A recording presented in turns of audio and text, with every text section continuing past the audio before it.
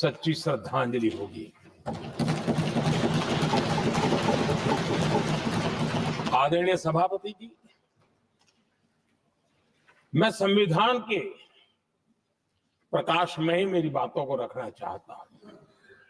और इसलिए अगर आप हमारी नीतियों को देखेंगे, पिछले 10 साल देश की जनता ने हमें जो सेवा करने का मौका दिया है, हमारी निर्णयों की प्रक्रिया को देखेंगे तो भारत की एकता को मजबूती देने का निरंतर हम प्रयास करते रहे हैं। आर्टिकल 370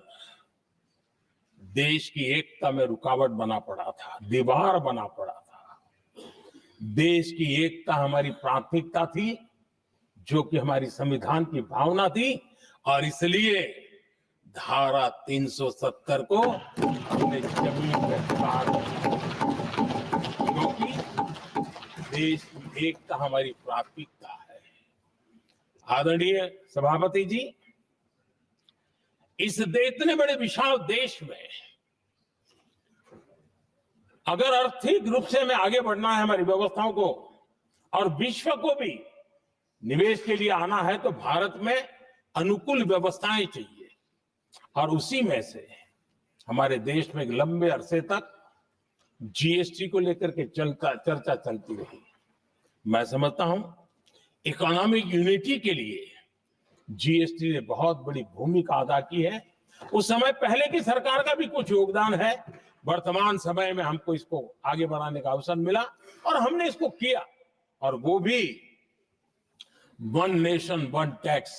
उस भूमिका को आगे बढ़ा रहा है। आदरणीय सभापति जी, हमारे देश में राशन कार्ड गरीब के लिए बहुत बड़ी मूल्यवान दस्तावेज रहा है, लेकिन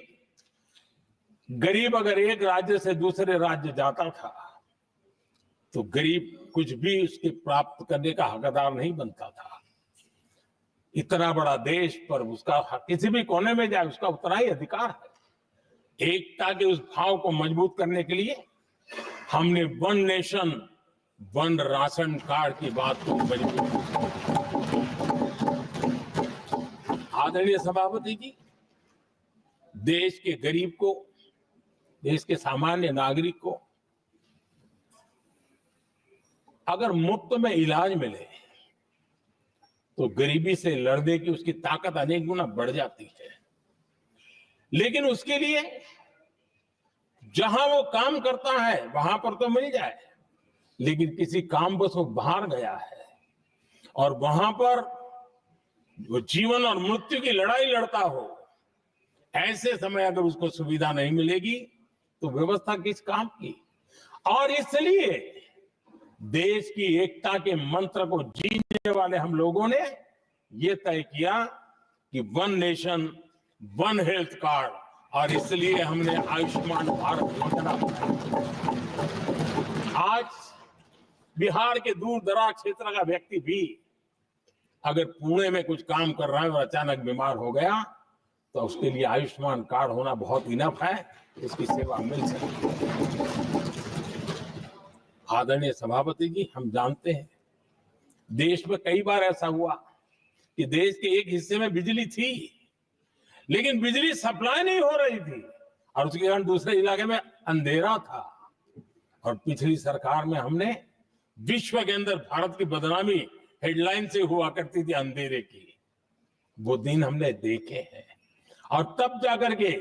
एकता के मंत्र को लेकर के संविधान की भावना को जीने वाले हम लोगों ने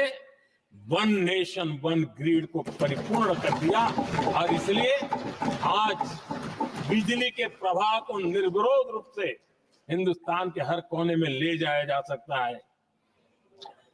आदरणीय सभापति जी, हमारे देश में इंफ्रास्ट्रक्चर में भी भेदभाव की बू आती रही है। हमने उसे मिटा करके देश की एकता को ध्यान में रखते हुए, एक संतुलित विकास को ध्यान में रखते हुए हमने उस भेदभाव, उस भावना को खत्म करके एकता को मजबूत किया। हमने नॉर्थ ईस्ट हो या जम्मू कश्मीर हो, हिमालय की गोद के इलाके हो या रेगिस्तान के सटे हुए इलाके हो, हमने पूरी तरह इंफ्रास्ट्रक्चर को एक सामर्थ्य देने का प्रयास किया है ताकि एकता के भाव को अभाव में से कारण कोई दूरी पैदा न हो, उसमें से बदलने का हमने काम किया। आदरणीय सभापति जी, युग बदल चुका है और हम नहीं चाहते हैं कि डिजिटल के क्षेत्र में हैव्स एंड हैव्स नॉट की स्थिति बन जाए। देश के लिए समान रूप से, और इसलिए दुनिया के अंदर बड़े गर्व के साथ हम कहते हैं कि भारत का जो डिजिटल इंडिया की जो सक्सेस स्टोरी है, उसका एक कारण है हमने टेक्नोलॉजी को डेमोक्रेटाइज करने का प्रयास किया है और उसी का भाग है ये हमारे संविधान निर्माताओं ने हमें दिशा दिखाई है कि हमने ऑप्टिकल फाइबर हिंदुस्तान की हर पंचायतों तक ले जाने का प्रयास किया है ताकि भारत की एकता को मजबूती देने में हमें ताकत मिले। आदरणीय सभापति जी, हमारा संविधान की अपेक्षा है एकता की, और इसी को ध्यान में रखते हुए हमने मातृभाषा के महात्म्य को स्वीकारा है। मातृभाषा को दबा करके हम देश के जनमानस को संस्कारित नहीं कर सकते, और इसलिए हमने न्यू एजुकेशन पॉलिसी में भी मातृभाषा को बहुत बल दिया है। और अब मेरे देश का गरीब का बच्चा भी मातृभाषा में डॉक्टर, इंजीनियर बन सकता है, क्योंकि हमारा संविधान सबसे पीछे है, उनकी सबसे दरकार करने का हमें आदेश देता है।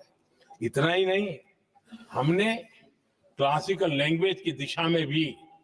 कई लैंग्वेजेस जो जिनका हक बनता था, उनको हमने उस स्थान पर रख करके हमने उनका सम्मान किया था। देश भर में एक भारत श्रेष्ठ भारत का अभियान देश के एकता को मजबूत और नई पीढ़ी को वो संस्कारित करने का काम हमारी तरफ से चल रहा है। आदरणीय सभापति जी, काशी तमिल संगमम और तेलुगु काशी संगमम ये आज एक बहुत बड़ा इंस्टीट्यूशनलाइज हुआ है और समाज के निकटता को मजबूती देने का एक सांस्कृतिक प्रयास भी हमारा चलता रहा है, क्योंकि उसका कारण यही है कि संविधान की मूल धारा में भारत की एकता का महात्म्य स्वीकार किया गया है और उसको हमें बल देना चाहिए।